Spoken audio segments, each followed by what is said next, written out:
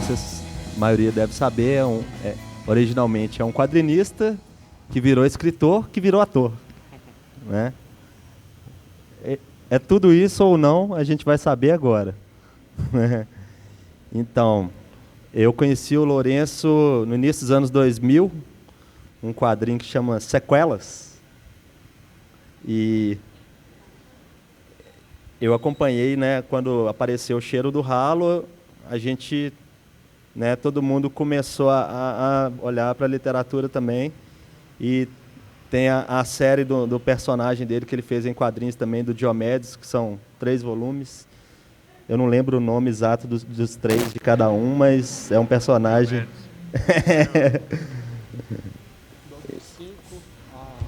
O dobro de 5, a soma de tudo e tem mais um que eu esqueci. O Rei do Ponto. Rei do Ponto. Isso mesmo. E até... Estou falhando aqui, tá dando barulhinho? Não. Não. Então, vamos guiar essa conversa aqui para falar do lançamento dele e um pouco da obra dele, do rolê dele, né, na seara toda de cultura e o que ele tem para falar para a gente disso aí, né? E o livro agora saiu no meio do ano, agora, né? Esse livro tem várias reportagens falando que eu dei uma folheada, uma pageada para me atualizar. Que ele tem 2 títulos, né? O Filho Mais Velho de Deus e ou Livro 4, né? Uma fotocolagem na capa, muito bonito.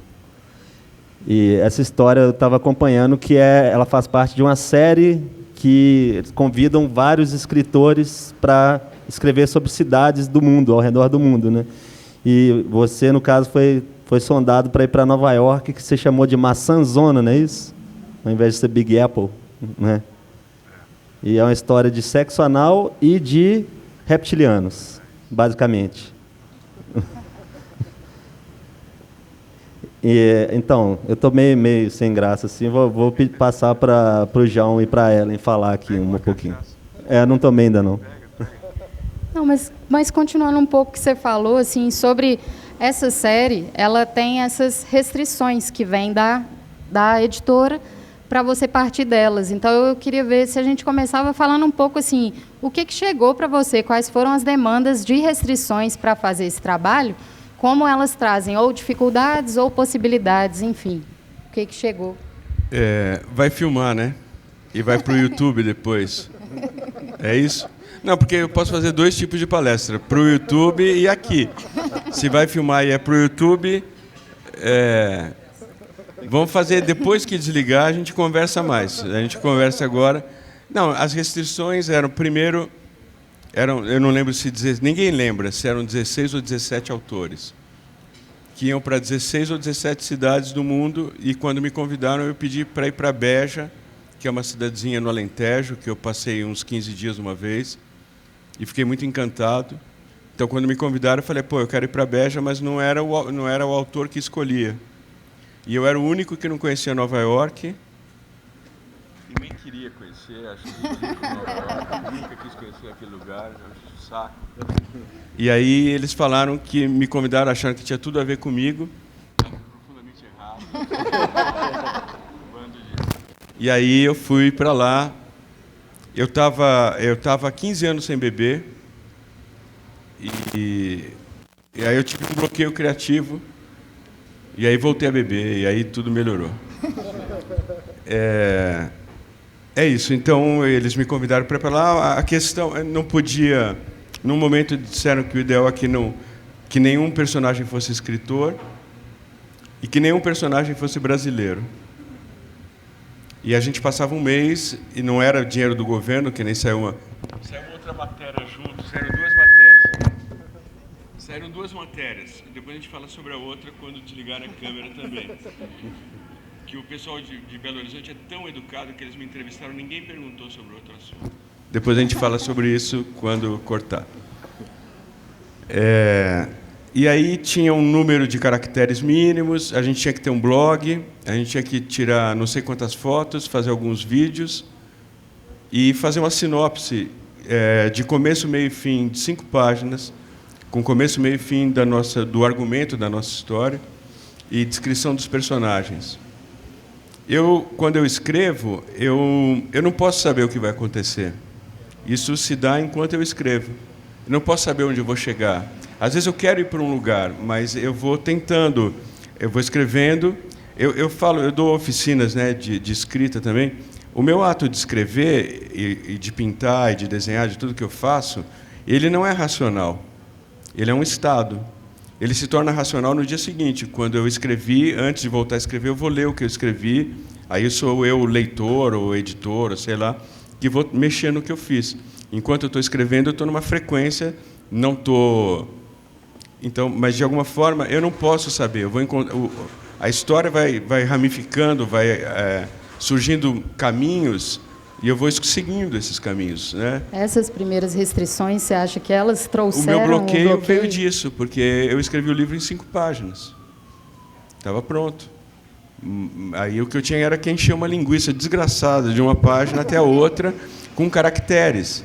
Então, na época, foram coisas... eu fiz um livro muito ruim, que é um livro póstumo. Ele vai ser publicado quando eu morrer, para ajudar a viúva e os filhos. E ele é ruim, é um livro ruim de verdade. Mas eu falo isso no meu livro anterior, no Grifo de Abdera. Os livros ruins são importantes, né? Eles são parte de um caminho. O erro não é uma coisa... A gente está ferrado, né? Vou tirar um pouco. A gente está ferrado depois do segundo turno. Mas até lá, o erro era uma coisa importante, né? Quanto tempo você ficou nesse outro livro? Eu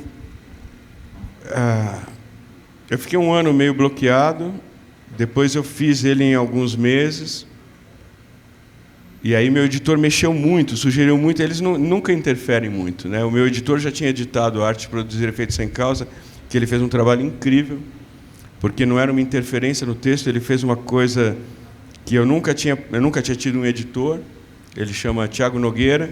O que ele fez foi muito incrível, que foi quase uma montagem em filme. Ele viu e falava, a gente podia terminar isso aqui, jogar isso para esse capítulo. Ele editou mais ou menos os capítulos. E isso deu muito ritmo para o livro, sabe? Eu acho que ajudou muito. Então, depois ele editou Miguel os Demônios e a Arte de Produzir Efeitos Sem Causa, sem quase interferência nenhuma. E nesse projeto, como tinha um olhar da crítica, tinha gente achando que era dinheiro público e não era. O dinheiro era da RT Features, que é uma produtora, e de investidores ali. Eles pegaram muito pesado. Então, aí pediram para mexer muito, eu mexi, ficou muito ruim. Eu tinha muitos projetos na companhia na época para fazer. Ele falou, deixa, outra hora a gente faz. Só que durante 10 anos eu tive um ruído na minha cabeça. Porque dívida é isso, né? Não vou tirar o áudio, porque isso aí não é nenhum problema. Eu devo um dinheiro para minha irmã tem uns 4 anos. Eu não me sinto tão mal assim. Porque se fosse o contrário, eu não cobraria. Ela cobra, mas eu vou pagar. Mas não me corrói. Mas isso me corroía. Era um ruído. Eu fiz muitas coisas nesse meio tempo, mas o tempo todo eu tinha esse ruído e eu queria resolver isso. Aí, há 5 anos, na verdade, eu estava voltando de uma aula de noite, ouvindo uma música, e eu ouvi errado uma coisa que o cara falou, e me veio uma ideia, que tem a ver com o livro 4, que todo mundo quis tirar isso do título, eu não posso tirar, porque isso é simbólico para mim, faz parte do meu misticismo pessoal. E aí eu comecei um livro que eu não estava me preocupando com as 5 páginas que eu entreguei, não tinha nada a ver com outra história. Tem só uma cena que acontece no outro livro que acontece aí, que é um suicídio, que na verdade era de outro personagem, mas que a descrição é a mesma. E eu comecei a escrever com muita calma.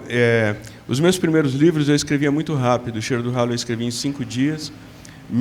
O Natimorto, Jesus Kid, Miguel os Demônios, eu escrevi cada um em 15 dias. Quando eu trabalhei a Arte de Produzir Efeitos Sem Causa, eu fiquei 1 ano trabalhando no livro, e eu achei que era o meu melhor livro. Eu gostei do tempo, porque não é só escrevendo, é deixando ele descansar também. Então, esse livro, para mim, é o meu melhor livro em termos de confecção, de trabalho, de pesquisa, de voltar. Eu tinha suprimido na Arte de Produzir Efeitos Sem Causa, eu resolvi suprimir um lado mais poético que tem no meu texto, que tem em mim, como experimentação, porque cada livro meu é uma experimentação. E nesse livro eu volto esse lado mais poético, além de ter muito humor, um humor meio de moleque, bobo, né, de menino. Mas ele tem essa coisa poética, e eu fiquei 4 anos trabalhando ele. Com muita calma, e eu gostei disso. Então, tem brasileiro, termina no Brasil, eles já esqueceram, passou 10 anos. Eu entreguei em abril do ano passado, só saiu no meio desse ano, porque a companhia se tornou uma editora que englobou muitas editoras, que tem muito trabalho, o processo é mais lento. Mas foi um alívio, sem brincadeira. Quando eu comecei a fazer fanzine, quadrinhos, né, com o Marcati tinha um offset na casa dele, e a gente ficava imprimindo lá. Eu digo, nunca vou ter a mesma emoção que eu tive de imprimir meus primeiros fanzines lá, por piores que eles sejam. E ele tinha um menininho, que era aquele tempo, o Daniel tinha 4 anos, o André tinha 5 ou 6. Aí os meninos na guilhotina, outro grampeando, a gente tomando aquele Sinar, a gente tomava Sinar, né? E fazendo aquilo, era incrível, o cheiro da tinta e tal. Mas do lado da casa dele tinha uma fábrica, que ficava uma máquina ligada o dia todo até às 6 horas. 6 horas eles desligavam, e a gente só percebia quando eles desligavam. Para mim foi a mesma sensação. Quando eu acabei esse livro, desligou esse ruído que me consumiu 10 anos. Esse ruído está na história, inclusive, né? Deve estar, não lembro, deve estar. O personagem tem um medo constante. Então isso, era disso que ele estava falando. Eu tinha uma bota que me apertava muito, que eu comprei em Nova York. Eu usei ela até ela destruir, que era meu grilhão também, para eu não esquecer, eu tinha que machucar meu pé além do ruído. Ô, Lourenço, você falou essa questão do misticismo em relação ao título. Esses dias eu estava conversando com a Ellen e estava colocando com ela que eu acreditava que você tinha colocado esse título porque você poderia considerar que esse era o seu 4º livro. Tem a ver alguma coisa ou não? Não é meu 4º livro. Eu não sei quantos livros eu fiz. No anterior... Não, eu digo assim, mas é que no Grifo de Abdera, né, que é o livro anterior a esse, eu falo que, de alguma forma, todos os meus livros são o mesmo. Eles estão em giros diferentes, mas eles são mais ou menos o mesmo livro. Então, acho que eu não contabilizo meus livros assim, não é por isso. Eu achei que muita gente ia pensar que eu tentei 4 livros do projeto até conseguir ser aprovado, mas não é. Ele tem que ser em romano, e eu tenho criado a Igreja de um Homem Só. Não precisa, obrigado. A Igreja de um Homem Só, que eu não vou ganhar dinheiro com isso, não vou. É a minha igreja, né? Eu digo, o meu trabalho, para mim, ele é ciência e religião. A minha ciência e a minha religião. Eu não acredito em ciência, mas é a minha tentativa de entender o mundo, entender a minha passagem, entender as minhas crenças, os meus valores. E é isso, para mim.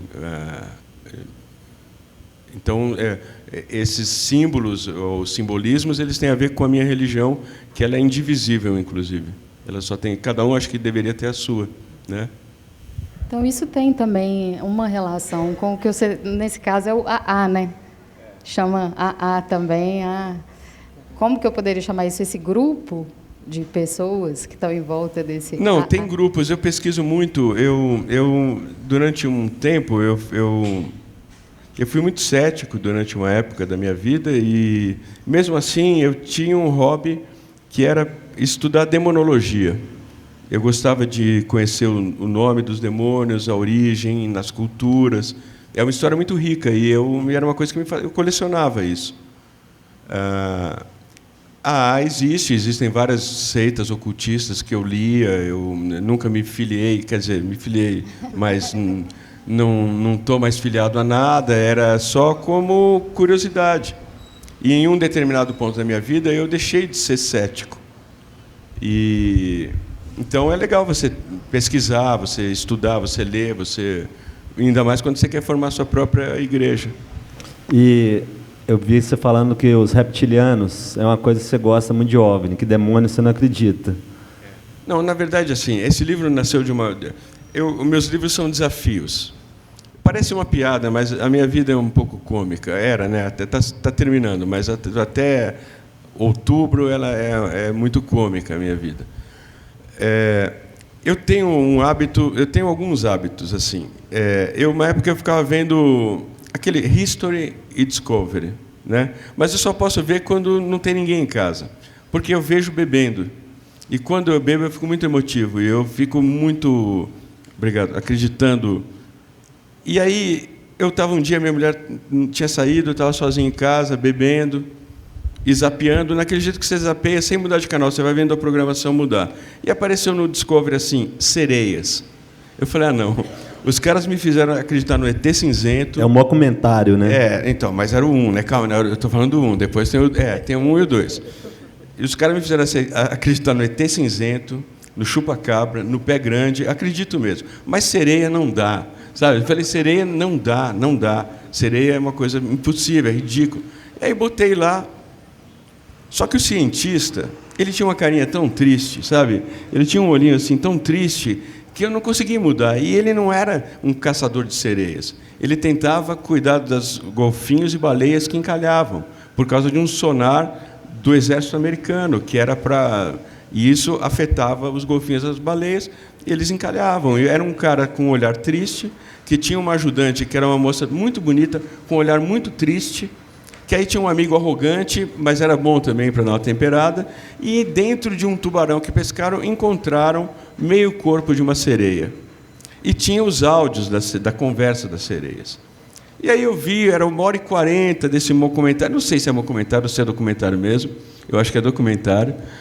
E quando acabou eu fiquei com muita raiva, porque, porra, falou, levaram tudo, tem vídeo do governo chegando, é um governo desses, não sei como chama, esse próximo nosso governo, que chega e pega as coisas, confisca e tal. E aí tem um vídeo disso. Então eles tem um scan do crânio e tal, beleza. Fiquei com raiva. Eu vou cortar isso agora. Se vocês forem na minha casa um dia, ou a 10 quadras da minha casa, não falem em sereias. Minha mulher odeia. Um ano depois, eu estava bebendo em casa, já tinha passado um pouco do grau, e minha mulher estava no computador, eu liguei a TV. E fui fazendo aquele mesmo... E, de repente, estava lá, Sereia 2. Eu falei, não, agora... E eu botei lá. Só que dura 40 minutos. Nesses 40 minutos, eu acreditei em sereia. Mas o pior não é isso. O pior que foi da onde veio a ideia do meu livro, eles encontraram um peixe que foi um arpão, como chama? Arpão, né? Tipo uma lança, que foi esculpida por uma sereia. E aí eu pensei, já tinha um áudio delas. E se elas esculpem, né, elas têm arte. E se elas falam, elas têm história. Então, me deu uma epifania, eu comecei a pensar o que seria, não só descobrir, porque se a gente descobrisse as sereias, a gente ia exterminar elas, mas se a gente descobrisse a cultura das sereias, as esculturas, as histórias, as pinturas, sei lá, rupestre aquática. E aí eu comecei a chorar, emocionado com essa ideia, e me deu vontade de fazer um livro sobre a coisa que eu acreditasse menos do que sereias, que é reptilianos. E pensar um pouco o que seria a cultura, como seriam essas criaturas, eles teriam como seriam as fábulas delas, como seriam as crenças, o que seria diferente. Aí foi isso, o livro nasce dessa bobagem. Gente, só para lembrar que o microfone está aberto aí, né, para o pessoal. Se alguém quer fazer uma pergunta agora? Só para lembrar que tem mesmo essa...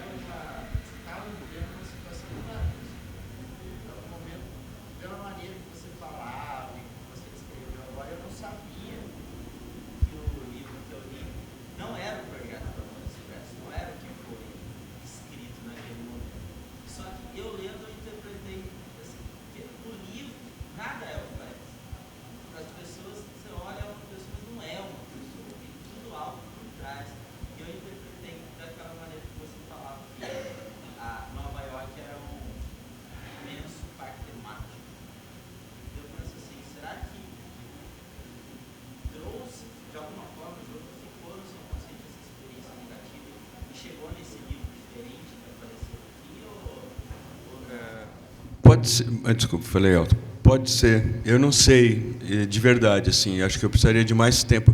Geralmente, quando eu termino um livro, eu levo um tempo para entender o que é metáfora da minha... Porque meus livros não são autobiográficos, né? Esse livro tem uma coisa que aconteceu comigo mesmo, um amigo. Eu vou contar porque, tadinho, ele já morreu. Meus amigos estão morrendo. Um dia, eu estava ensaiando, eles estavam ensaiando um texto de uma peça minha. Eu saí para fumar um cigarro e eu tinha um celular que ele tinha... Quando eu sentava, ele, sem querer, ligava para alguém. Ele não bloqueava direito. E aí eu saí e sentei e comecei a ouvir uma voz e tirei o celular e era o meu amigo. E ele falou, pô, nem minha mãe lembrou do meu aniversário, só você lembrou do meu aniversário. E eu falei, pô, picanha, você acha que eu ia esquecer seu aniversário? Né? Pô. E me tocou isso. Isso está no livro. Então, uma vez eu falei isso, meus livros são autobiográficos sensorialmente. O que os meus personagens vivem, de alguma forma eu vivi. Mas muito pouca coisa é. Mas tem isso, com o tempo eu posso identificar o que foi essa experiência, né? Eu estava comentando com eles, eu sempre tive uma relação muito boa com a solidão, até porque eu tenho pouco tempo sozinho. E lá nessa viagem, eu fiquei num apartamento de um russo que chama Ilia. Eu tenho a intenção de um dia escrever esse livro, que chama A Solidão de Ilia. A solidão desse cara me afetou muito. Então, o blog, que era uma obrigação que eu tinha que postar, foi uma salvação para mim. Era uma companhia incrível. Eu nem sabia que você já era vivo na época, que você parece muito jovem. Mas foi muito importante para mim. Aquela conversa, dividir o que eu estava pensando, o que eu estava vivendo e ter resposta daquilo. Naquela época, eu não tinha nenhuma conexão com a internet. Era minha mulher que cuidava dos e-mails e tudo, eu não entrava. E foi muito importante para mim o blog. É perceptível, porque não dava para eu responder todo mundo, porque eu não tinha muito tempo. Mas eu dava uma resposta meio geral e era muito bom para mim. Depois de alguns anos, porque teve uma coisa muito curiosa na minha vida, eu fiquei 15 anos sem beber, e eu voltei a beber e não lembrava o primeiro gole. E eu criei um blog que era uma investigação para tentar... Era um blog tão legal, eu sugeria... Pô, eu adorava aquele blog. E o que foi lindo para mim foi, alguns anos depois, muitas pessoas que acompanhavam o meu blog apareceram lá, e isso foi muito bom para mim. Eu tirei ele do ar, porque a Folha de São Paulo tirou eu dei uma entrevista que foi torta com a Folha, e eles tiraram coisas desse blog, que eu falava do alcoolismo, da bebida, e usaram como se eu tivesse falado para eles. Então eu me senti profundamente invadido, porque na época eu tinha uma ingenuidade mesmo na internet, porque para mim o blog, quem acompanhava o blog, eram aquelas pessoas que mostravam a cara, que falavam comigo, que comentavam, e que eu dividia meus pensamentos, alguns textos, e isso eu me senti muito invadido quando percebi que usaram aquilo como se eu tivesse falado para eles. Não era para eles, era para aquelas pessoas que muitas já haviam me acompanhado num outro blog, né? Você tirou o blog do ar por causa disso? Tirei. E eu vi a sua conversa com o Marcelino Freire, e aí ele conta que ele usa histórias de outras pessoas. Você também usa histórias de outras pessoas? Eu queria saber se você usa, se alguém já se sentiu incomodado de ver uma história dele no seu livro. Geralmente eu pergunto. Geralmente. Não, tem história, porque eu falo assim, tem uma coisa. Você está num bar, você está na rua, você ouve uma história, você é escritor, ela é sua. A não ser que seja uma mesa de escritores. O Ferrez, uma vez eu contei uma história para o Ferrez, ele falou, posso usar isso? Eu falei, pode. Ele não usou. Aí passou um livro, não usou, passou outro, não usou. Eu falei, vou usar. Eu usei, ele também usou e saiu junto. Mas é nossa, entende? Quando é um escritor, você tem que pedir. Quando é um aluno, você não ouve aquilo. Você trabalha aquilo, mas você não pega aquilo. Mas você está na rua, ou seu amigo viveu aquilo. Tem um amigo que tem uma história tão incrível que eu já falei, eu vou usar essa história. Eu vou contar, é rapidinha, o YouTube não vai gostar, ela é boba, eu gosto de coisa boba. Mas ele estava num bar e um amigo falou assim, me empresta seu celular que acabou minha bateria? Aí ele falou, pode usar. O cara foi no banheiro e tirou umas 30 fotos do Bigolim e devolveu o celular para ele. 2 dias depois, a namorada meio desconfiada foi fuçar o celular do meu amigo. E tinha 30 poses lá, e ele não sabia explicar, demorou para entender. Então, é uma história muito boa, mas é uma história que eu vou usar em algum livro, porque é boa, é divertida, Mas ele sabe, eu já pedi para ele, não vou dar nome, não vou falar, ainda mais filmando quem é. E já usei coisas. Eu usei uma coisa muito delicada, uma vez muito delicada, que envolvia algumas pessoas, todas elas sabem o que era aquilo, e todas elas sabem que eu precisava tratar aquilo, e que o meu tratamento é a minha literatura. Então, se doeu para elas, eu estava me tratando. Não expus ninguém Mas sabe. Ninguém nunca se sentiu incomodado? Já. Já te pediu para tirar numa outra edição, alguma coisa assim? Você mudou ou não? Eu não mudei. Quando eu fazia o Diomedes, eu fiz uma homenagem para um dos meus editores, que era um cara incrível, que é o Mauro, morreu também, Mauro dos Prazeres. No meu quadrinho ele chamava Paulo dos Fazeres, não tinha nada a ver. Mas o Mauro era um cara que ele te alucinava com o pensamento dele. Ele tinha um conhecimento de física, ele tinha um raciocínio, que você começava a conversar com ele e você ficava embriagado. E eu fiz uma homenagem para ele. E eu coloquei esse Paulo dos Fazeres e tal. E a Devir era uma editora pequena, né, brasileira, fundo de quintal. Só que a Devir comprou uma distribuidora em Seattle, depois a Devir virou Devir Portugal, depois eles compraram na Espanha. Eles estavam fechando França e mais Itália. Eles começaram a crescer muito. E o que eu fiz foi uma homenagem. Numa dessas reuniões, acho que eu não podia contar isso, mas tudo bem. Numa dessas reuniões, que ele era o presidente mundial, ele começou em Portugal, falar com toda a equipe, e uma menina começou a rir muito. E aí ele parou a fala, ela parou de rir, ele continuou, ela voltou a rir, e ele perguntou do que ela estava rindo. Ela falou, você é igualzinho o Mutarelli fez nos quadrinhos. Aí ele me falou que ou eu tirava aquele capítulo, ou ele recolhia os livros. Aí eu falei, eu posso fazer o seguinte, eu não usava computador, tinha preguiça, eu faço um pestape. Eu mudo o nome do personagem, desenho um outro rosto, mas eu não vou mudar porque isso é importante para a narrativa, é muito importante para a minha narrativa. E aí ele falou, você escolhe, se você não tirar isso, o livro vai ser recolhido. Por isso, muitas pessoas só têm o Dobro de 5 e o Rei do Ponto. A Soma de Tudo, 1 e 2, foi retirada do Brasil, de Portugal e da Espanha. Pelo editor que censurou. Pelo editor. Mas eu não mudei. Quando ia sair pela Companhia das Letras, me perguntaram o que eu ia fazer. Se eu ia manter, e eu mantive. Né? Eu entendo, para mim era uma homenagem. Em nenhum momento eu quis desrespeitar, ou ironizar, ou satirizar ele. Era um agradecimento pelos voos que ele me deu.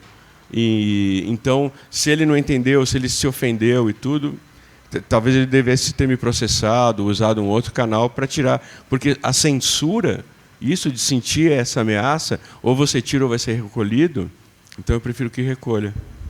Né? E foi o que aconteceu. Alguém mais quer fazer uma pergunta aí, gente? Alguém? Então, você fala que você escreve rápido, né? E que você entra em transe. Como que é esse transe para escrever? Nem sempre eu entro em transe, nem sempre eu entro. Eu entro muito em transe desenhando. Eu entro numa frequência, é uma frequência. É um estado mesmo. Nem sempre. Todo dia eu trabalho, todo dia eu tento trabalhar. Minha vida é muito difícil, muito, muito difícil. Eu, há 3 anos, sou uma dona de casa, né? Minha mulher está doente há 3 anos, então eu faço tudo. Lavo, passo, eu cozinho, cuido dela, faço tudo. Então, para eu poder trabalhar, o meu trabalho, eu dou aula, né? Tenho meus trabalhos fora e tudo. Eu tenho que acordar às 5 da manhã e eu consigo trabalhar até 10 da manhã. É a hora que eu trabalho, eu tenho uma jaula onde eu trabalho, é o meu laboratório onde eu invento, onde eu investigo as minhas coisas, é onde eu entro nos meus transes, é onde eu entro na minha frequência. E é isso, não tem essa coisa da inspiração e transpiração e tal, tem dos dois. Todo dia eu vou lá, todo dia eu experimento alguma coisa, eu trabalho.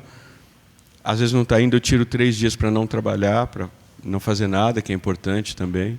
Jogar paciência, que é uma forma de meditação também. É meio isso, mas é um estado. Eu queria muito isso eu queria muito ser mapeado com eletrodo ou qualquer coisa assim, enquanto eu estou trabalhando. É uma alteração real, é uma alteração eletroquímica, é um outro estado, né? Minha cachaça acabou, gente.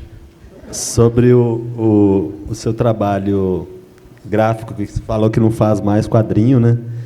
Que era meio rococó, assim, a obsessão de preenchimento do espaço, você não gostava de deixar nada branco. Até hoje eu tenho dificuldade, mas eu vi o Ali Salomão falando uma vez que foi uma coisa que me norteou, né? Ele falava isso, que o barroco era a tentativa de cobrir o vazio, né? Mas depois, na minha obsessão... Obrigado, viu? De nada. Na minha obsessão, eu percebi que não é cobrir o vazio na tentativa de esconder o vazio. Eu entendo... Eu posto muito no Instagram umas coisas que eu tenho feito de preencher o vazio com escrita. É diferente de cobrir no sentido de esconder, é o contrário. É cobrir no sentido de revelar, igual o homem invisível. Você joga tinta nele para ver como ele é. Então, você jogando muita tinta ou excedendo muito o espaço, você começa a ver um pouco a forma do vazio. É mais nesse sentido de investigação que eu estou do que tentando esconder o vazio, sabe? É sobre essa coisa do rococó ainda, os seus anéis, que você gosta de moeda, de coisas assim. Queria saber, desde criança você gosta disso? É uma coisa antiga? Você é numismata também? O que é? Não, desde criança eu gosto de anel. Quando eu era criança, sexta-feira eu como pastel na mesma feira que quando eu era criança eu passava. Onde é a barraca do pastel hoje? Não sei, estou vendo se tem alguém mais ou menos da minha geração aqui. Tinha o Anel do Fantasma que vendia na feira. Porque as feiras, por exemplo, era um outro tempo, não tinha Ibama.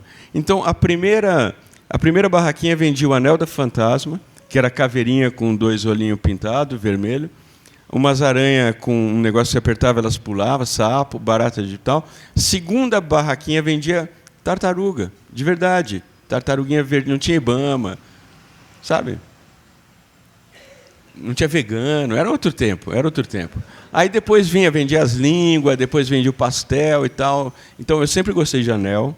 Meus anéis, eu não sou um numismata, mas eu numa feira, numa viagem que eu fiz, eu comprei uma moeda que era antiga. E eu achei ela bonita. E eu fui pesquisar essa moeda e eu descobri que essa moeda era de 411 a.C., uma moeda grega. E o que me fascinou foi pensar 411 a.C., o tempo que ela levou para chegar na minha mão. Então, o que me fascina é isso, é o tempo que essa dívida levou para ser paga para mim ali. E eu devo passar para alguém também. Então, aí eu fiz um mod dela, é uma joalheira incrível lá. Eu desenhei meu rosto, desenhei um diabinho, que é um personagem meu, e fiz também da minha liturgia, da minha igreja. Mas não sou um numismata, não coleciono nada específico. Eu coleciono um monte de coisas sortidas. Eu tenho um altar pagão, que é uma mistura desde cabelo até moedas antigas, até maço de cigarro. Coisas que têm algum valor para mim em algum momento. Acumulador de oferendas. Aí, ó. Tá, pergunta aí. Pergunta.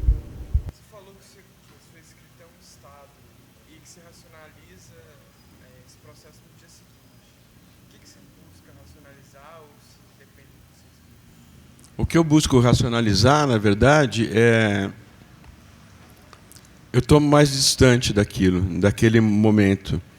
Eu quero que, de alguma forma, porque assim, tem uma coisa que é muito bonita, que o livro é meu enquanto eu escrevo. Depois ele é de quem lê. Se a gente fosse brigar, por exemplo, no Natimorto, se ele come ou não come ela no fim, come... você vai ter razão mais do que eu no seu livro. Né? Então, mas o que eu não tento mandar uma mensagem, meus livros são um tratamento, mas eu quero ver se não está... Às vezes, nesse trânsito, você repete numa página 5 vezes a mesma palavra. Às vezes, você, não foi tão claro, né? Ou se excedeu demais, ou faltou alguma coisa. Então, é tentar ajustar. né? Tem esse dicionário analógico, que é incrível, que às vezes, quando você repete muita palavra, você vai buscar um sinônimo, um antônimo, e aí você vai trabalhando de uma outra maneira, né? É uma lapidação também. Às vezes é isso, ficar 4 anos num livro é incrível, porque eu lembro, num dos meus livros, eu não lembrava uma palavra. E aí eu tenho isso é uma coisa que a gente nunca fala, né? A minha revisora é incrível.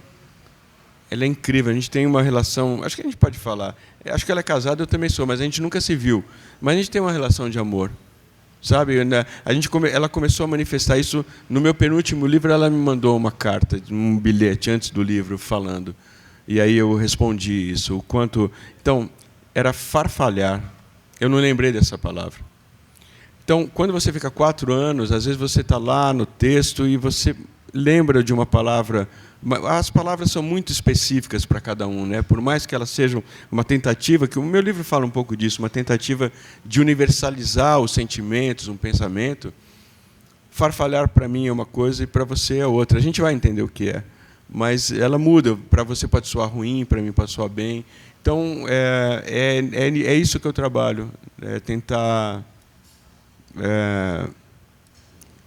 dar um acabamento melhor, sabe? Tirar um pouco porque o transe às vezes tem excesso. Você falou da palavra que ela te sugeriu. Quando falta uma palavra para você, ou falta um fluxo específico, te dá um bloqueio e você pula para frente? Eu escrevo grotescamente alguma coisa ali. A gente não pode ter nada. Eu não tenho dúvida ortográfica. Eu escrevo, sou semi-analfabeto, às vezes. Não importa. Não pode interromper. Então, se não foi ali, joga tipo alguma coisa, não sei o que lá, e vai embora, né?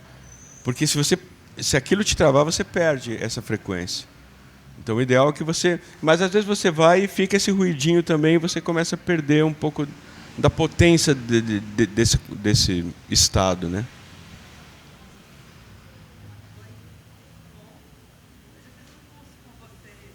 Eu lembro de você. E eu não sou bom fisionomista. Lá no Pompeia.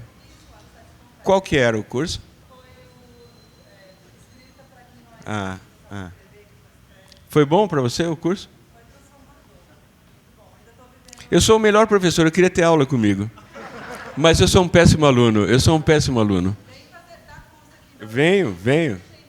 Eu venho.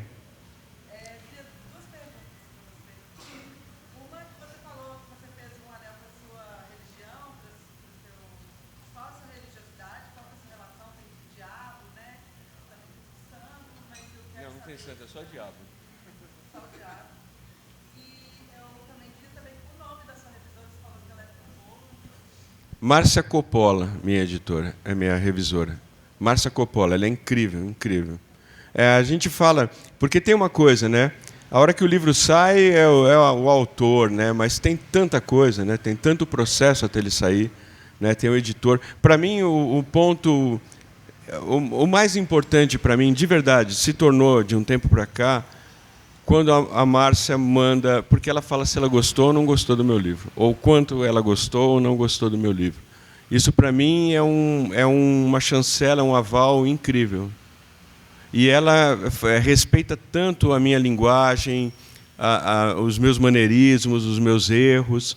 Ela cuida de coisas... Ela chega ao ponto de falar, isso não seria sábado... que eu botei lá, então no domingo, eu escrevi no domingo. Aí eu olho lá, calculo, ela está certa, ela percebeu que eu errei um dia ali.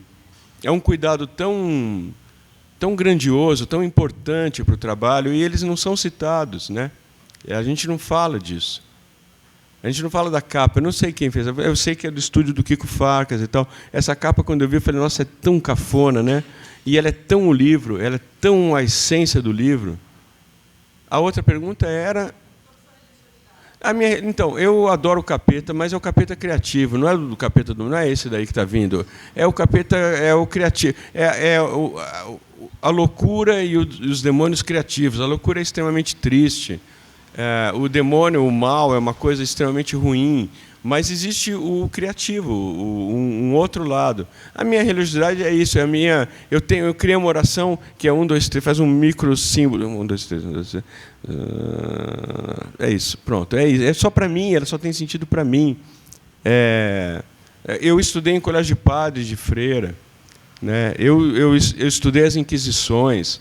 Eu sei o que foi o catequismo, a colonização. Eu tenho que ter a minha igreja, não dá para ter nenhuma dessas daí.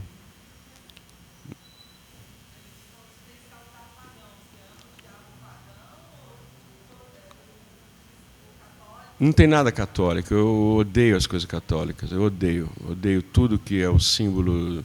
Esse é um outro grande mal. Esse é um outro grande mal eleito. A gente elege muitos maus. Esse é um dos grandes maus eleitos. Isso é só estudar um pouquinho. Eu não acredito na história também, mas não precisa. Vai lá. É isso. Não respeito. É a coisa que tem nos seus personagens também, que eu acho que permeia a sua obra, sobre o maniqueísmo, né? Ninguém é tão bom, ninguém é tão ruim. É porque o maniqueísmo é uma outra coisa. O maniqueísmo foi deturpado. Tem uma coisa muito importante, isso eu não queria falar gravando, mas eu vou falar gravando. O nosso problema foi a queda da Babilônia. O mundo só tem uma... Eu vou falar, vai parecer pode parecer uma outra coisa. E é uma utopia, eu não sou utópico. Na Babilônia, não era um deus, eram muitos. E não eram deuses, a maioria eram deusas. Era o feminino. Era a natureza, era a mulher. O mundo só tem salvação se elas tomarem o poder. Só tem salvação se o feminino tomar o poder. Você fala uma coisa, você ouve por aí dizendo, o homem é o único animal que mata sem ser para comer. É mentira. Você pega o macaco, o macho, não a fêmea. Os machos matam para ganhar território, para mostrar, falar, aqui, ó, matei, eu sou alfa, eu sou não sei o que lá. As fêmeas não, elas matam para defender.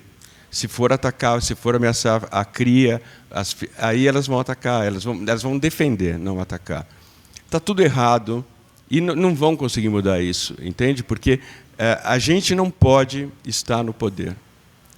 Né? A gente não pode estar no poder porque a gente é macaco, no pior sentido. O que a gente tem é o pior, é o pior. Isso de ter.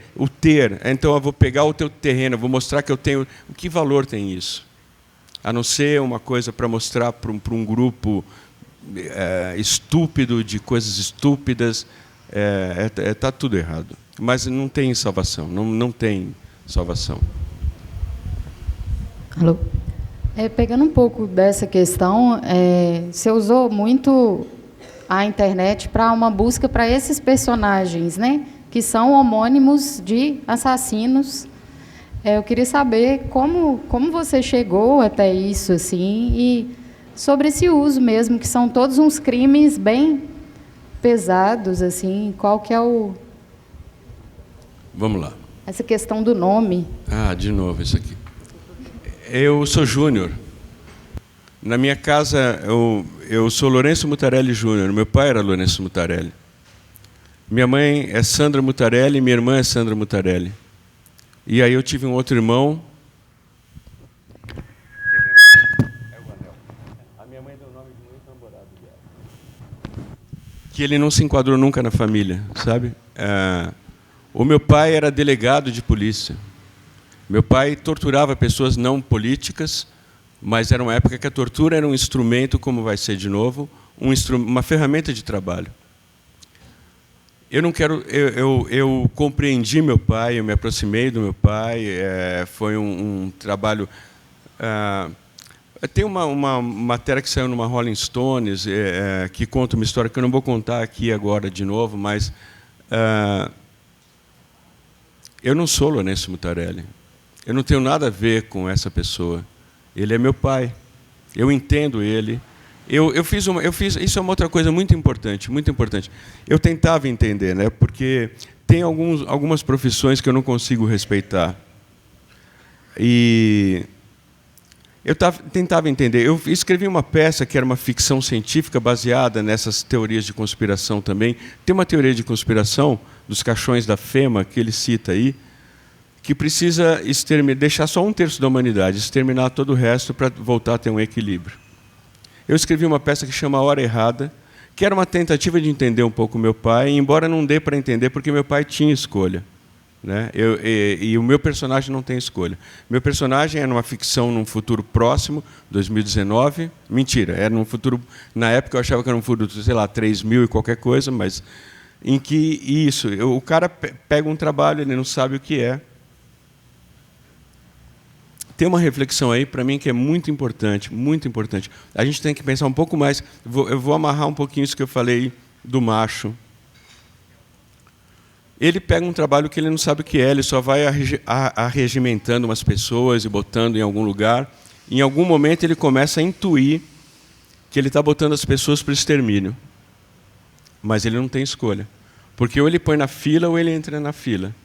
Mas ele não aguenta isso, ele começa a ficar muito mal, muito mal. E tem um mendigo que ele sempre encontra na rua e um dia ele fala para o mendigo assim: eu achava que a natureza ia cuidar disso, porque o mundo está realmente desequilibrado. Tem uma superpopulação, está faltando alimento e tal, porque é num futuro, né? Não é agora, é um futuro. É uma ficção científica quase. E ele fala para o mendigo: eu achei que a natureza ia cuidar disso. Eu achei que ia vir um tsunami, um terremoto, uma febre. Eu achei que a natureza ia cuidar disso. E o mendigo fala para ele: esse é o seu erro. Você é a natureza. E você está cuidando disso. Então, muitas das coisas que a gente vê hoje de forma extremamente superficial, polarizada, ignorante, mesquinha, quase torcida de futebol, a gente precisava olhar de uma maneira um pouquinho mais profunda. E a natureza... Darwin fala: a natureza não é boa nem má, a natureza é indiferente. Eu discordo um pouco disso. A natureza é muito cruel. A natureza é muito cruel. A natureza... É que aí é isso. Se você ler Darwin e Schopenhauer junto, é só a vida que quer viver e não se importa com nada. É uma corrente que quer seguir e vai criar um monte de ilusão apenas para seguir, indiferente a qualquer coisa. Ela só quer gerar vida, vida, vida, vida. Mas a gente tem uma coisa incrível, incrível, uma resistência incrível, que vai ser muito importante a gente assumir essa resistência, que a coisa isso sim é o verdadeiro valor. São os amigos e a cachaça, sabe? A gente se juntar, a gente tem a nossa luta e tudo mais, a gente vai sentar, a gente vai pegar uma cachaça, os amigos, a gente vai cuidar dos nossos amigos e vamos estar junto e tomar uma cachaça, fumar um cigarrinho, voltar a fumar, voltar a comer carne, voltar tudo que a gente está parando, porque ou você come ou você é comido. A natureza não tem meio termo, ou você come ou você é comido.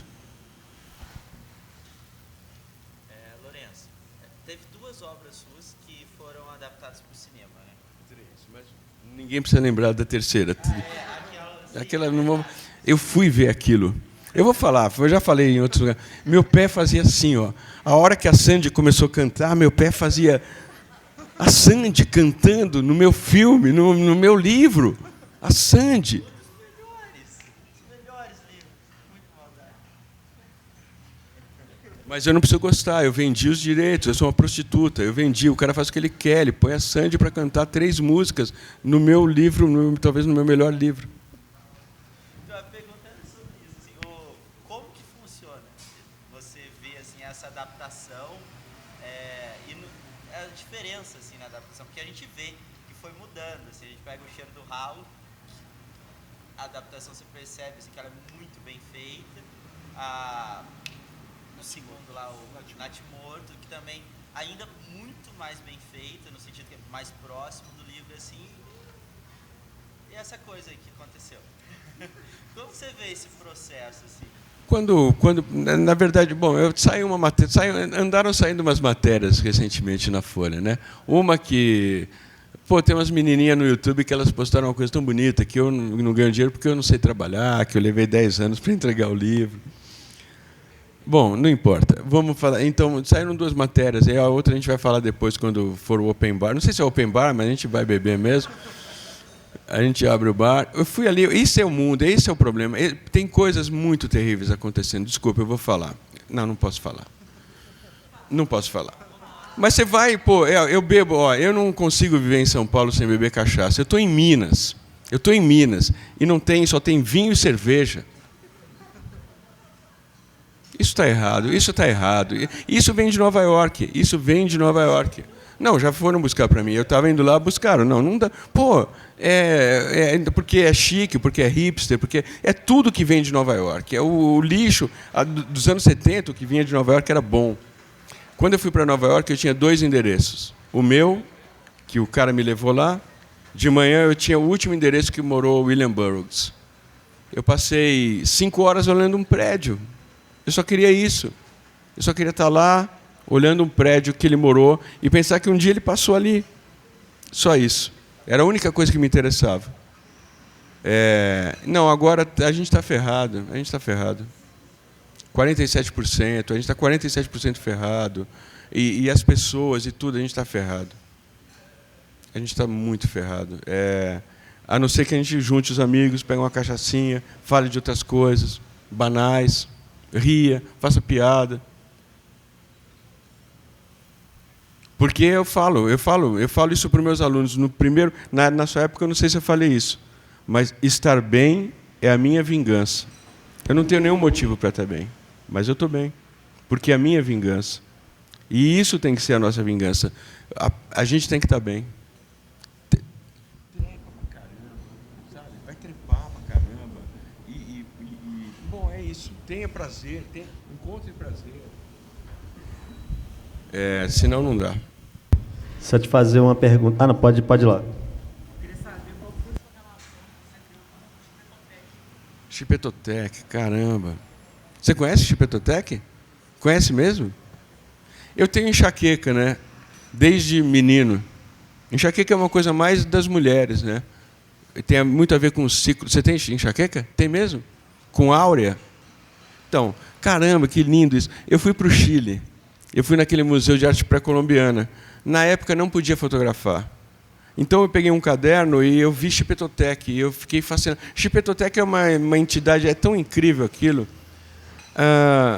Tem 2 versões, né? Ele é uma entidade que desce, né? Meio um demônio. E, para se misturar entre a gente, ele pega... numa dessas versões, ele veste o corpo de um macaco, a pele de um macaco. Só que o macaco é menor do que ele, então rasga. Então, ele é assim, ó. Tem a mão dele e a do macaco. Tem o pé dele e o pé do macaco, e tem a boca dele. Dentro. A outra teoria é que ele veste um escravo, né? Quando eu vi aquilo me impactou tanto que eu comecei a desenhar, porque não podia fotografar. Hoje em dia pode. Eu não voltei lá, mas meus alunos voltam e sempre fotografam ele para mim. Enquanto eu desenhava, eu tive uma enxaqueca pré-colombiana. Desde então, a minha enxaqueca agora é em padrões pré-colombianos. Não tenho mais a dor. E ela eu chamo de baixa intensidade. Eu não fico totalmente cego. Eu consigo te ver e ver o rabo do escorpião tremeluzente com padrões. Ela ficou até bonita. E foi lá. Então, aí eu vi isso, eu fiquei completamente cego, assim, foi muito forte a enxaqueca. Eu desci até a lojinha, eu falei, eu preciso de um livro que tenha a imagem do Chipetotec, uma foto. Elas me venderam, eu não enxergava, eu liguei e falei, alguém precisa vir me buscar, que eu não consegui ir embora. E aí foram me buscar, e a partir daí eu achei que eu precisava criar o meu Chipetotec, que é esse aqui. Meu demoninho é um pequeno Chipetotec. Vai ter umas máscaras dele vai ter uma exposição agora em novembro. Iria ter uma exposição em novembro minha, no Sesc Pompeia, se o mundo não acabasse. Vai acabar, gente. Mas o Chipetotec é isso. Eu quis criar o meu Chipetotec. Que ele é quase, todo mundo fala, ele parece um Teletubby. Eu não conheço os Teletubbies, mas diz que parece um Teletubby. Mas o meu tem um nariz, do capeta. 2 orelhinhas. E tem tipo um bigolinho aqui assim.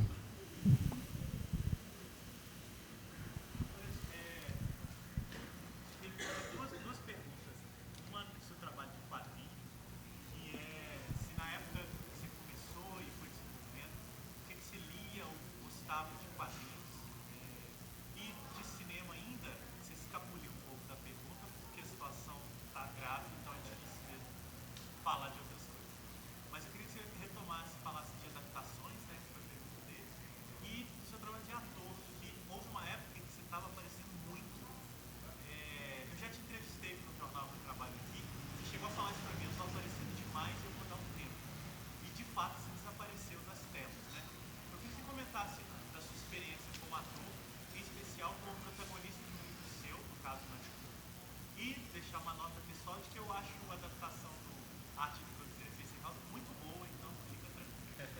Peraí, não, peraí. Não, isso é uma das coisas que eu não entendo. Eu entendo a pessoa gostar do filme. Eu entendo a pessoa gostar do livro. Mas você lê o livro? Não, gostar dos dois eu não entendo. Não. Ou você gosta de uma coisa, ou você pensa uma coisa. Como chama aquilo que o Hitchcock chamava? Exatamente. A questão do meu livro, a grande questão do meu livro, é que o cara recebia algo anônimo pelo correio. Isso é uma grande questão do livro. Lá ele era a mãezinha que compunha o negócio, porque a filha tinha que ser musicista para ser a Sandy para cantar 3 músicas. Então, ou você gosta do livro ou do filme. Você precisa... Calma, não tenha pressa. Você tem ainda o resto da sua vida, mas você vai ter que falar o livro do Mutarelli é uma bosta. Eu entendo e aceito, mas você não pode gostar dos dois.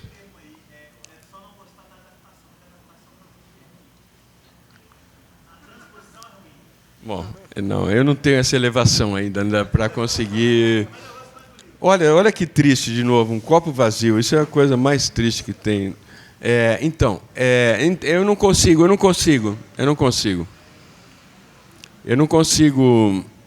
Mas é isso. Mas qual que era a outra pergunta?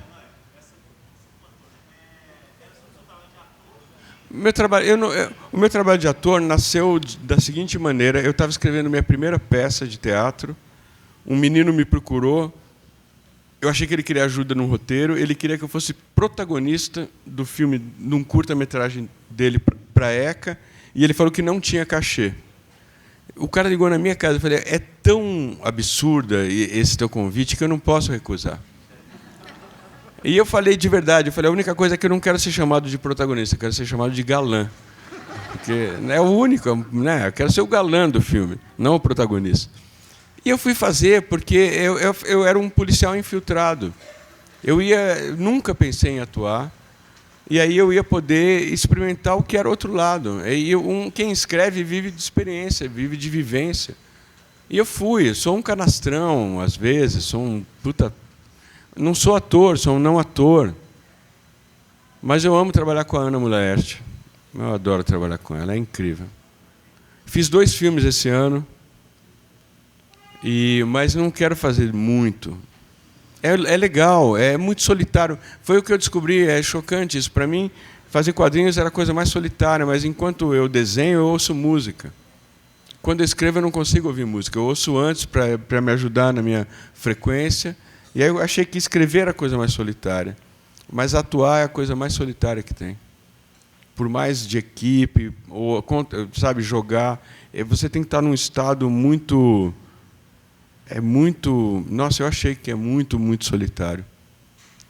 Então, às vezes eu faço quando eu gosto do projeto, quando eu tenho tempo também, quando eu tenho agenda, quando eu não estou dando aula e tal. Aí eu faço. Mas, sei lá, eu gosto de fazer, é incrível fazer, eu adoro um set. Tem diretores incríveis, tem outros que não são tão legais. É um desafio, é isso, mas não sou um ator, é ruim, mas todo mundo pode escrever. Eu também não sou escritor, eu falei isso uma vez. Eu não tenho carteirinha de ator, DRT, não tenho carteirinha de escritor, não tenho carteirinha de desenhista. Eu sou um não desenhista, não escritor, não ator, não pintor, não nada. É isso que eu sou. Mas não me oferece nada que eu vou experimentar.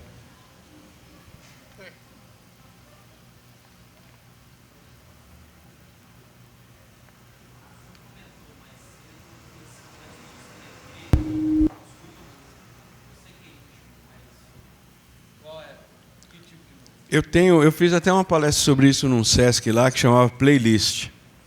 Eu tinha 12 anos, porque é uma história meio... O pessoal fala, no meu tempo não tinha internet. No meu tempo, eu tenho 54 anos, não tinha FM. Era AM, começou FM, Excelsior e Difusora. E numa dessas rádios tocou um Black Sabbath. Eu tinha 12 anos, tocou... Quem é Você? Chamava a música. E eu falei, eu preciso saber o que é isso. E aí eu comecei a minha discografia, que tem de 12 para 42 anos. Eu tinha um importador de discos, na época de disco, um cara de Curitiba, São Horácio, eu chamo ele de São, porque, na verdade, a música é minha religião. Eu ouço muita coisa, mas tem um grupo específico que eu venho ouvindo há alguns anos, que eu gosto muito, que é um grupo que foi muito ligado ao ocultismo, ao satanismo até, e hoje, depois eles se converteram, chama Current 93. Eu ouço 80% das coisas que eu ouço é isso, mas ouço muita coisa. Tenho um repertório muito grande de música, de coleção de música, de ritmos e de experiências. Só emendando, você está falando de música, que há pouco tempo eu vi que você participou de um videoclipe do Diomedes Chinaski, que é um cara, um rapper, que o nome dele é em homenagem a um personagem seu. Queria saber se... E rap, coisa assim. Meu filho é rapper, né? Chief Chico. Então, ele fez há um ano e meio atrás, ele fez uma música contra o Bolsonaro, que acho que é o nosso presidente, né? É isso? Não sei direito, eu não entendo muito disso. E meu filho era muito fã do Diomedes. Ele me mandou uma entrevista que o Diomedes falava que o Chinaski é pelo Bukowski, o Diomedes era por mim. Conheci um menino incrível. E, pô, bacana, bem bacana. Eu ia participar mais do clipe, mas eu tinha filmado o dia inteiro, eu tinha que voltar. Eu fiz só uma aparição lá. Mas bem bacana o trabalho dele, um menino que é um doce. E meu copo está vazio. Aê, produção, traz uma birita aí pro Lourenço.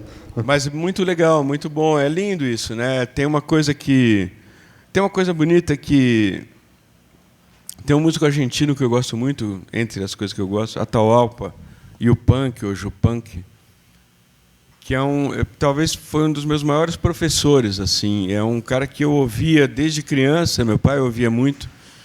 E ele me ensinou muita coisa, e ele tem uma coisa bonita, porque ele ficou muito ligado à política, ao movimento de esquerda e tal, mas ele é muito maior do que isso. O que ele faz é tão bonito, ele é citado no meu livro, aí tem até uma frase dele. Uma das frases dele era que o seu silêncio diga mais do que suas palavras digam mais do que seu silêncio, né? Estimulando, fala menos, né? Para mim, eu tinha que ficar quieto agora.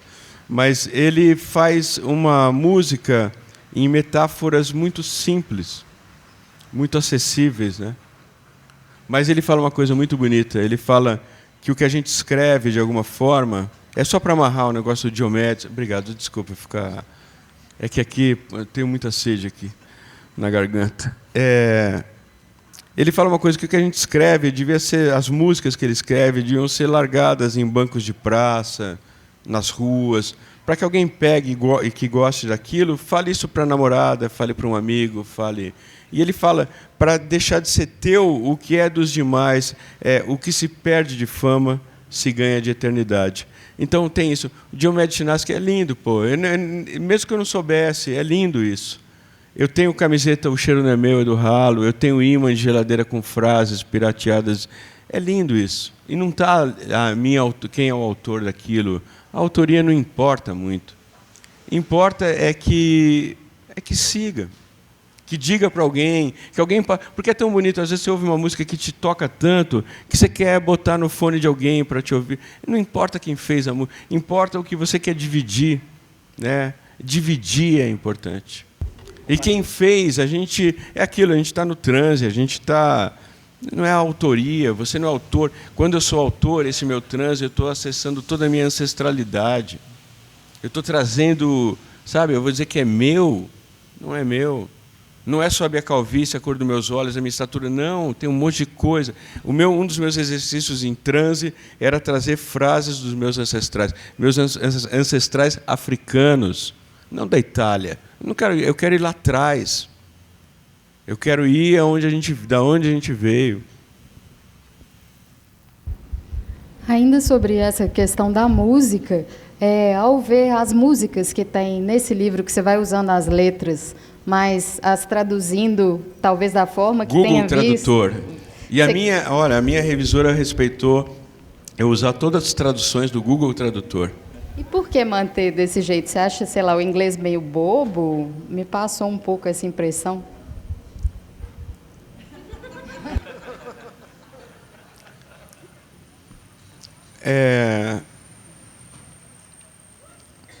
Eu faço, e nas aulas tem isso, né? Uma vez tem uns meninos, esses meninos de 18 anos, meu filho tem isso. Meu filho tem um monte de tatuagem, mas ele tem tatuado no peito uma coisa em inglês. Aí uma vez tinha um aluno meu, 18 anos, e aí ele escrevia tudo em inglês no caderno. Eu falei, por que você não escreve em português? Ele falou, português é feio. Aí eu botei a construção do Chico para ele ouvir. Então faz ficar bonito. É lindo a nossa língua. É ridículo essa coisa de ficar... é isso, inglês é isso. Pô, a gente tem nossa língua. É só a gente entende, que bom. A gente não vai atrás, a gente não dá um Google Tradutor quando você vê um negócio que você não entende, um idioma que você não entende, você não vai atrás. Se alguém quiser entender, vai atrás. Se não quiser entender, não entende. Né? Fica como não precisa. Eu só estou gritando, eu sou um náufrago pedindo socorro. A gente é isso.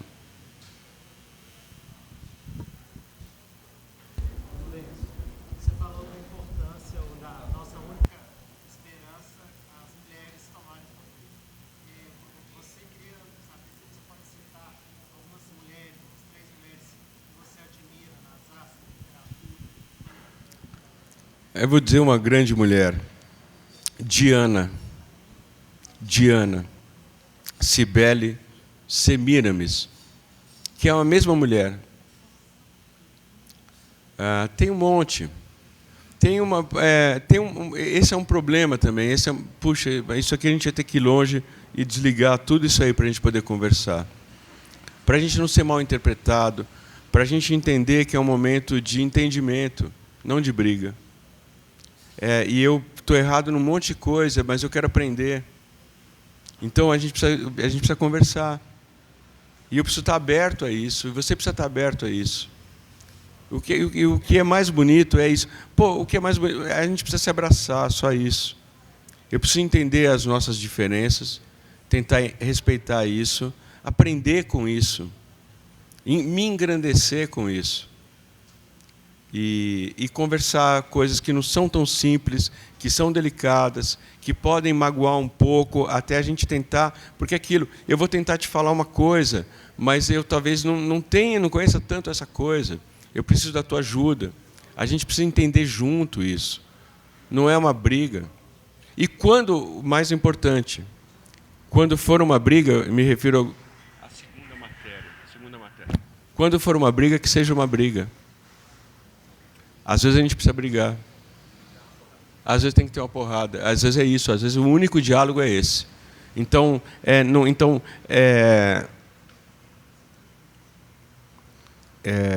tentar o diálogo, até, sabe? Tentar, mas às vezes não é suficiente.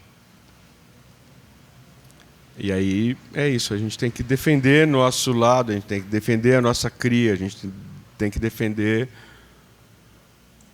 a nossa utopia, o nosso ideal, qualquer bobagem que seja. A gente pode ser tudo bobagem, pode ser tudo ilusão, mas eu tenho que saber qual é a minha ilusão, não a ilusão que botaram em mim e que as pessoas vão acreditar.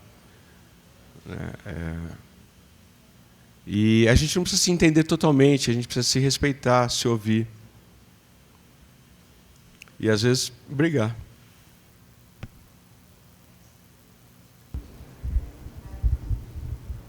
Algo mais aí? Alguém? Eu lembro quando eu li o Grifo de Abdera, eu li em um dia. Eu li muito rápido. Eu estava com saudade de ler alguma coisa. 5 anos eu estava sem publicar. E quando eu li algo novo do Tarek, eu li muito rápido. A última coisa nova que eu tinha lido era os sketchbooks que você tinha lançado. E daí, agora que chegou esse último livro, eu falei, não, vou ler devagar, porque eu não sei quanto virá outro. Então eu tenho que ler com calma e apreciar. O que está surgindo aí? Algo novo? Tem algo... Eu coleciono... e até tem a ver com o que você me perguntou. Eu coleciono um monte de pequenas ideias, né? Eu parto de uma brasinha pequena e vejo se ela incendeia. Às vezes não vai. Eu tinha começado um outro livro, porque agora eu estou pintando. E quando eu estou pintando ou desenhando, eu fecho o registro de escrita. Eu quero, no ano que vem, começar a escrever. Eu fico desempregado de janeiro até abril, sem receber. Abril eu volto a trabalhar, voltaria, né, no mundo ideal, né, no mundo antigo. E em maio eu voltaria a receber 5 meses. Plano de saúde, contador, condomínio, bom, não importa. É a época que eu vou experimentar. Eu estou com muita vontade de escrever. E outro dia eu fiz, quando a gente faz essas viagens, né, você chega no aeroporto, tem alguém com uma plaquinha com o seu nome para te receber, te levar para o hotel. E aí eu cheguei num lugar, tinha o meu nome, eu fui, aí o motorista olhou para mim e falou: "O senhor é Lourenço Mutarelli?" Eu falei: "Sou." "Não, mas é Lourenço Mutarelli mesmo, né?" Eu falei: "Sou mesmo, Lourenço." "Ah, tá bom, então vamos." "Lourenço Mutarelli, é isso?" "É." Aí chegamos, entramos no carro e falou: "Mas o senhor é o Lourenço Mutarelli mesmo?" Eu falei: "Sou, você quer ver meu documento?" Ele falou: "Não, é que semana passada eu estava com a plaquinha, chegou um cara e ele falou que era ele. Eu levei ele para o hotel, ele tomou um banho, almoçou e foi embora. E não era ele, o moço ficou no hotel." Talvez o meu livro comece assim, porque o fetiche da minha vida, como eu cuido de muita gente, de muita coisa, como eu sou muito raiz, o meu sonho é ir comprar cigarro e não voltar. Então eu penso um dia chegar em São Paulo mesmo, amanhã eu volto, né? E se eu voltar e ver uma plaquinha, eu queria ir esse livro fala disso, né? A oportunidade de ter um outro nome, uma outra vida, uma outra cidade, de largar tudo para trás, que é tudo tão pesado, e você carrega, claro que você carrega com todo cuidado, com todo carinho, mas é tão pesado. Mas a gente vai carregar, vou até o fim. Não largo ninguém. Mas ainda bem que... Ele fala dessa tentativa de largar tudo para trás e de... Esse meu livro ele fala de uma coisa que é uma filosofia minha de vida que eu assumi agora, recentemente. Eu briguei com a realidade. Então, é mais ou menos a história de um cara que sabe que alguém não vai voltar. Então você me diz: "Ela morreu, ela não vai voltar." E eu vou falar: "Eu não quero saber, eu vou pegar a minha cachaça, eu vou sentar aqui e eu vou esperar. Eu não quero saber da realidade, não me interessa." "Não, mas ela não vai voltar." "Não me interessa. É a arte da espera. Eu vou sentar aqui e vou ficar olhando lá, esperando ela chegar. Ela não vai vir, não me importa." De verdade, será mesmo que ela não vai vir? Mesmo, ela morreu. Eu não tenho tanta certeza disso. Em termos de esperança, tem uma frase nesse livro que a esperança não existe, que ela é só um desejo. A esperança é o desdobramento da espera, que é esse ato. A esperança é esperar, mesmo que não venha, mesmo que não aconteça, eu vou esperar. Então, não, você é um idiota, não me importa. Eu quero, é a arte da espera, é isso. É aquilo que fala, acho que é nessa mesma frase que fala, vou até ler se eu achar um pedacinho. Vou pegar.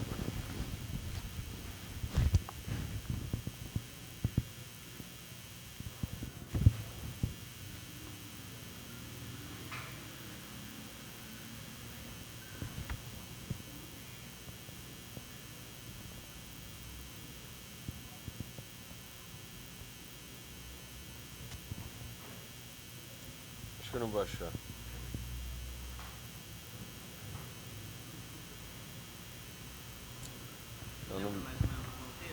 Não, é que ele fala... Obrigado, eu não vou conseguir achar.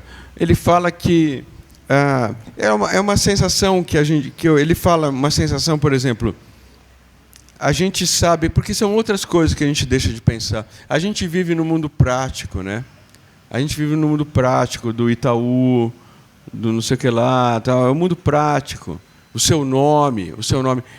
Eu dava uma oficina que o objetivo final era qual o seu nome? Qual o seu nome? Responde, por favor. Não, esse é o nome que te deram. Você precisa encontrar o seu nome. E o seu nome é impronunciável. E ele não é fácil de encontrar, ele é um trabalho. Mas é isso, então tudo distancia a gente da gente, né? Tudo faz a gente... O que a gente estava falando mesmo antes disso? Ia chegar em algum lugar, né? Mas é isso, eles fazem tudo para distanciar a gente da gente. Falava isso. A gente sabe que vai morrer. Todo mundo vai morrer, todos nós. Mas, de alguma maneira, a gente, no fundo, bem no fundo, parece que isso não é verdade. Porque a gente carrega o infinito na gente.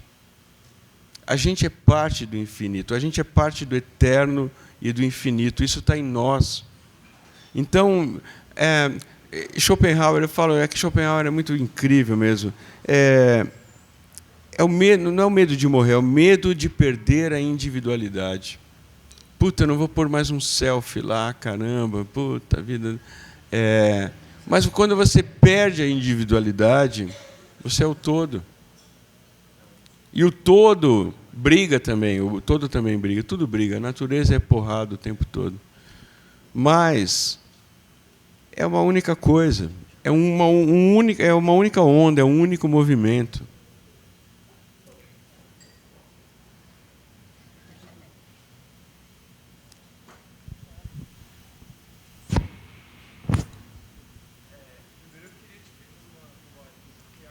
Está aqui. Nossa, agora a coisa que eu mais é delivery, né? Self-service.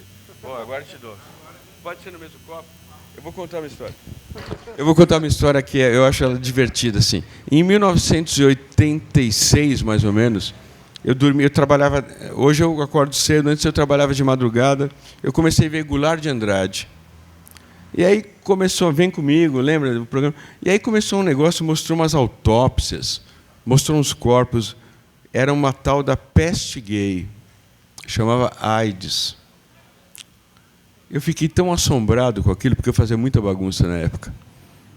Bagunça mesmo, assim, sabe? Caramba, cara. E aí um dia eu cortei o dedo e fui... Sabe quando você vai chupar o dedo? Eu não chupei com medo de pegar AIDS de mim mesmo. Até hoje, se eu me corto, eu deixo escorrendo, eu nunca vou... Mas se você não tiver medo de pegar nada de mim, eu te dou no meu copo.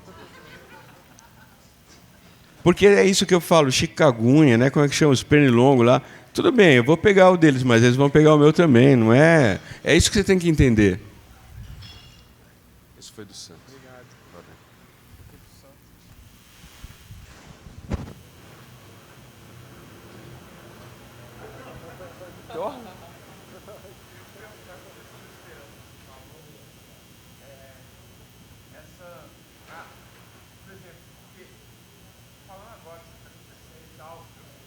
Falando agora, fodeu. Mas vamos lá.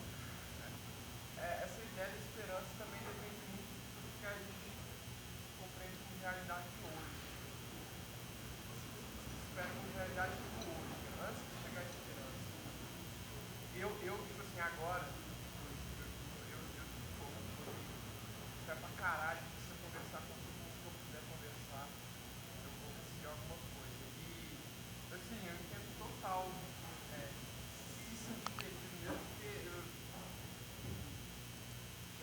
Já tive nessa e agora, tipo assim, sei lá, estou tentando pensar que projetar uma base de realidade, que a gente vai ter que lutar mesmo, vai sofrer pra caralho. Tem que abaixar a cabeça pra muita coisa, mas se a esperança ela só vai aparecer se o contexto de realidade for baseado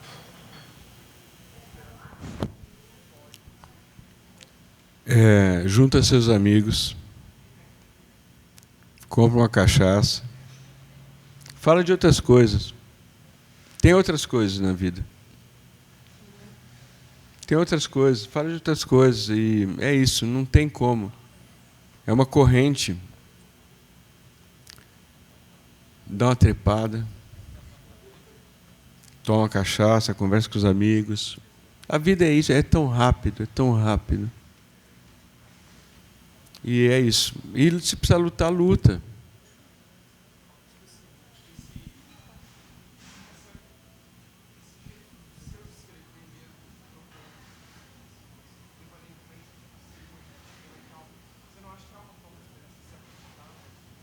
Pô, eu adoraria. Tem uma história tão bonita. Eu estava no Recife, né? Eu dava uma oficina no Sesc no Recife. E à noite o pessoal me chamou para dar uma oficina no Iraque. O Iraque era uma república que virou um bar. E aí, porque lotou o curso do Sesc, eles falaram, vai lá dar um curso. A gente não tem como te pagar, a gente leva o uísque. Eu falei, pô, é a minha moeda, essa é a minha moeda. Aí eu fui à noite. E eu dava todo dia dava aula, projetava PowerPoint lá e tal, e à noite eu ia para o Iraque. E o sonho, desde que eu era criança, era ver um disco voador. Primeiro é pela possibilidade dele levar a gente. Não comprar cigarro, mas levar para bem longe, longe, sabe? Para não voltar mesmo, sabe? Outra é que é a possibilidade, primeiro, sei lá, mas tudo bem. Eu estava lá dando minha palestra no Iraque, era num quintal, botaram uma mesa lá, um quintal grande, levaram meu uísque, estava bebendo, conversando com os meninos lá, e de repente eu vi uma esfera, porque UFO, né? O OVNI é um objeto voador não identificado, não é um disco voador. Eu vi uma esfera azul, uma esfera mesmo, voando baixo no movimento retilíneo uniforme, que nem a gente aprendia na escola, perto das nuvens, era um azul lindo, e em volta das nuvens baixas, assim, ia rebatendo esse azul. E aí, quando eu vi, eu falei, caralho, um OVNI. Aí um monte de gente virou, mas aí foi para trás de umas bananeiras, umas plantas lá. Eu não sei diferenciar, tipo, sabiá de chihuahua. Eu não sei, sabe? Eu sou urbano, eu não sei o que é uma pessegueira ou qualquer... Não sei. Foi para trás... Aí todo mundo, um monte de gente virou, 3 ficaram sentados e falaram assim, aqui é o Recife, aqui é assim mesmo. E eu falei, caramba, aí eu falei, eu preciso ligar para minha mulher, que ela sabe, eu estou com a minha mulher há 27 anos. Preciso ligar, ela sabe que o meu sonho era ver um UFO. Aí eu liguei e falei, Lu, eu vi um OVNI. Ela falou, quantos uísques você tinha tomado? Eu falei, só 5. Ela falou, No dia seguinte eu fui dar aula, e aí, enquanto eu dava aula, eu via que o negócio que projetava meu PowerPoint era uma esfera azul, que ficava no meu olho 3 horas dando aula. Mas é isso que é negar a realidade. Eu prefiro acreditar que eu vi uma esfera linda que não tinha nada a ver com as minhas aulas. Eu acredito, eu quero acreditar. Então, não é lindo acreditar isso? Se começar a sair umas coisas do chão e falar, vem, vamos. É inferno, lá é sexo e calor. Calor é ruim, mas tem um ar-condicionado.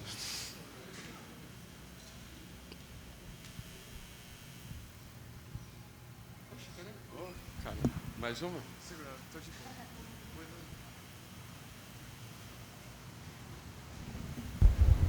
Mais alguém, gente, quer fazer uma pergunta? Vamos fumar, né? Eu acho que a gente podia dar um intervalinho aqui, né? Fumar um cigarro e tal. E dando, eu não sei por dentro do tempo, se a gente ainda tem um tempo e tal. Porque, assim, por nós o papo tá bom. Assim, por mim a gente dá um intervalo e continua. O que vocês acham? Rola? Então vamos fazer isso. Fumar um cigarrinho e voltar.